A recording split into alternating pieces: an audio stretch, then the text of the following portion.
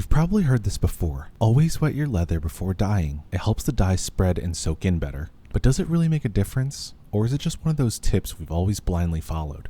Today, I'm putting that advice to the test. Dry leather versus wet leather. And I'm going to be using Fiebings Pro Dye, which is an oil-based dye. I already did this test with alcohol-based dye in a previous video. So if you're curious about how that turned out, definitely check that one out too. First, I'm going to go ahead and label both these pieces so we don't mix them up.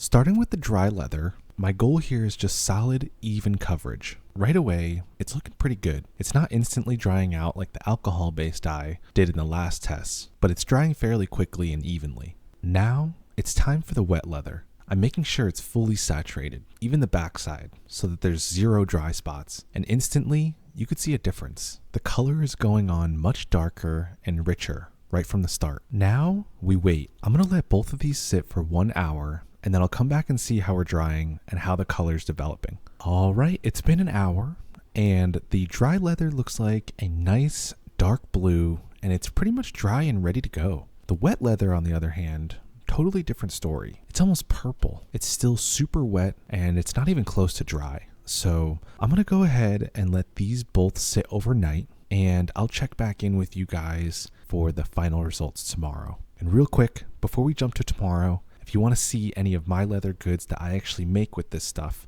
head over to puredleather.com. Okay, I'll see you guys tomorrow. All right, it's now the next day, and here's what I'm seeing. The wet leather did lighten up a bit, but it's still noticeably darker than the dry one. The dry leather is closer to a royal blue. It's bright, rich, and more in line with what I expected from this dye. The wet leather, though, it's gone in a totally different direction. It's like a deep navy blue, but there's a slight purplish hue to it, especially when the light hits it just right. It's super saturated, bold, but definitely not the same tone as the dry piece. So what's the takeaway from oil-based dye on dry versus wet leather? Well, dyeing dry leather gives you a more accurate, consistent color, closer to what you'd expect based on the bottle. It's cleaner, more controlled, and dries faster. Dyeing wet leather, on the other hand, gives you a much deeper, more saturated tone, sometimes even shifting the hue slightly, just like how this one leaned toward a purplish navy. It takes longer to dry, but the results can be more dramatic. Neither method is strictly better.